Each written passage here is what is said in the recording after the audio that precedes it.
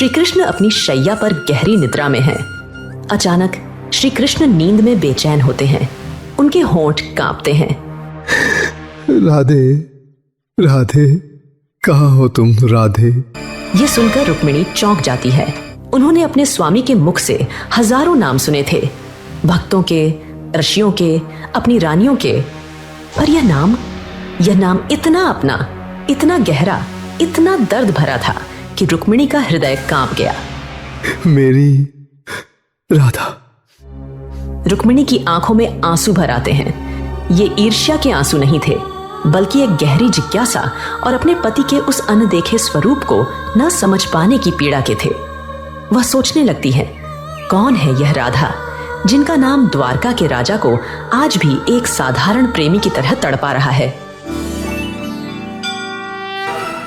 कौन है यह जो उनके स्वप्नों पर भी राज्य करती है?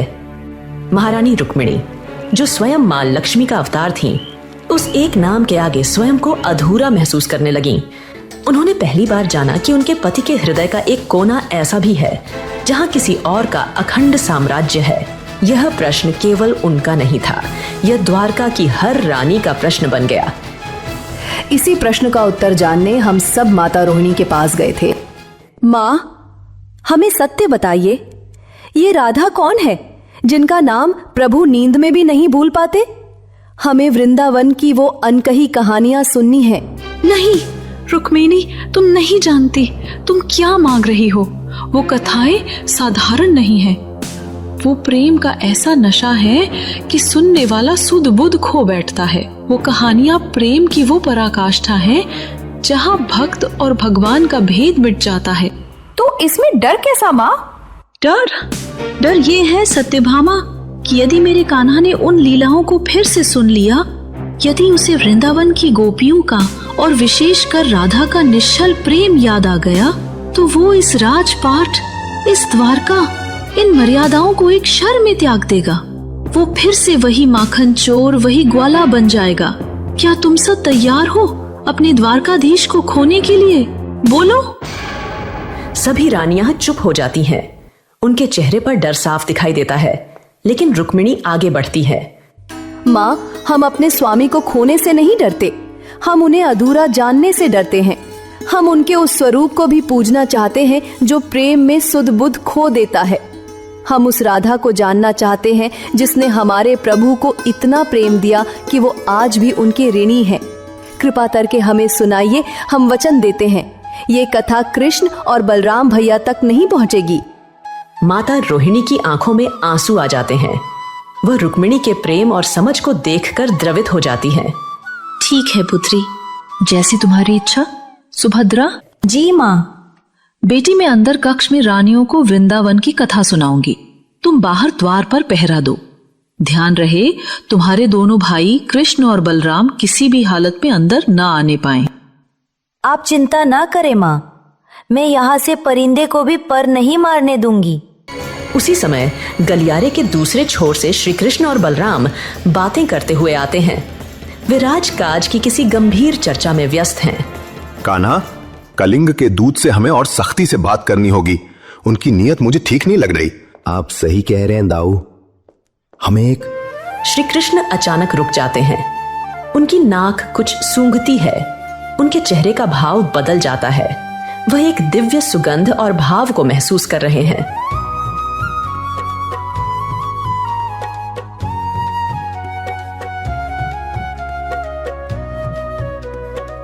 दाऊ, ये सुगंध, ये भाव, ऐसा लग रहा है जैसे यमुना का किनारा यहीं बह रहा हो, जैसे वृंदावन की रज यहीं उड़ रही हो। बलराम भी रुकते हैं। उनकी आंखें भी आश्चर्य से भर जाती हैं।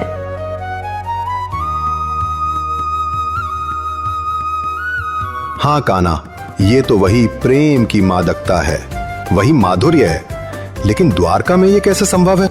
दोनों भाई उस दिव्य ऊर्जा के स्रोत की ओर खींचे चले आते हैं।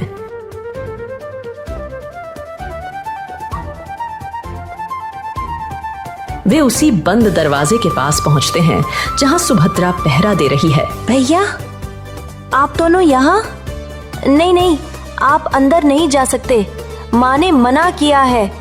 अंदर क्या हो रहा है सुभद्रे? ये प्रेम गंगा कहां से बह रही है? अब तक कथा का रस इतना गहरा हो चुका है कि वह सुभद्रा को भी अपनी पकड़ में ले चुका है।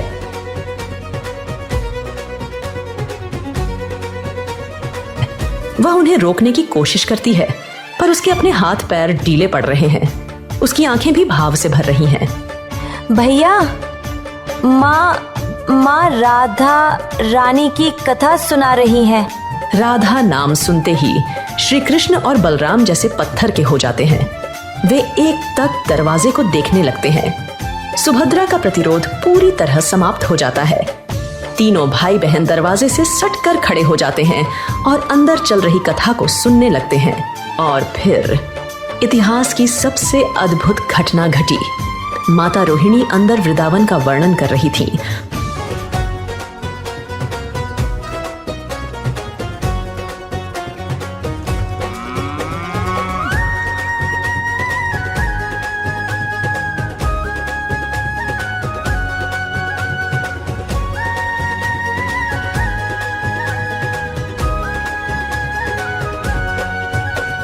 और बाहर द्वारकाधीश अपने वृंदावन स्वरूप में लौट रहे थे।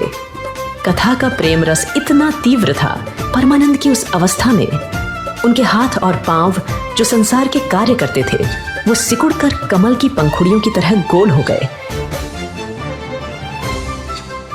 क्योंकि उस क्षण संसार का कोई कर्म शेष नहीं था। उनके होंठ आश्चर्य और आनंद में हल्के से खुल गए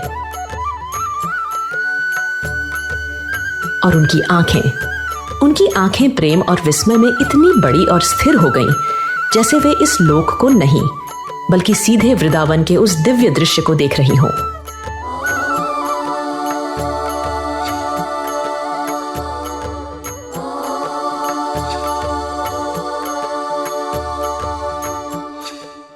वे जड़ हो गए, भाव समाधि में लीन, एक ऐसा स्वरूप जो न मनुष्य का था न देवता का।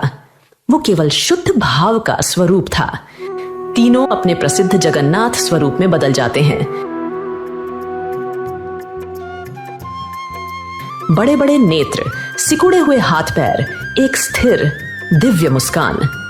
वीणा की मधुर ध्वनि के साथ देवर्षि नारद नारायण नारायण करते हुए प्रकट होते हैं। वे कृष्ण से मिलने आए थे, लेकिन सामने का दृश्य देखकर वे स्तब्ध रह जाते हैं। उनकी वीणा हाथ से छूटकर गिर जाती है। उनकी आंखों से अविरल अश्रुधारा बहने लगती है।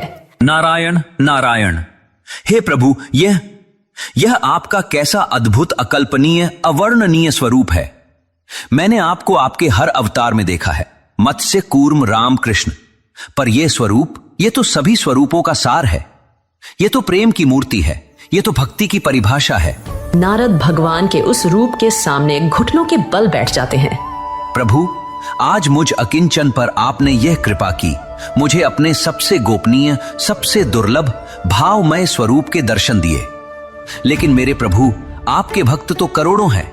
वे आपके इस द्वारकाधीश रूप को पूजते हैं, आपके विराट रूप से डरते हैं, पर वे आपके इस प्रेमी रूप से अनजान हैं। कृपा करें प्रभु, जगत के कल्याण के लिए अपने भक्तों पर करुणा करके अपने इसी महाभाव स्वरूप में धरती पर वास करें, ताकि कलयुग का हर प्राणी आपके इस प्रेम स्वरूप के दर्शन कर धन्य हो सके।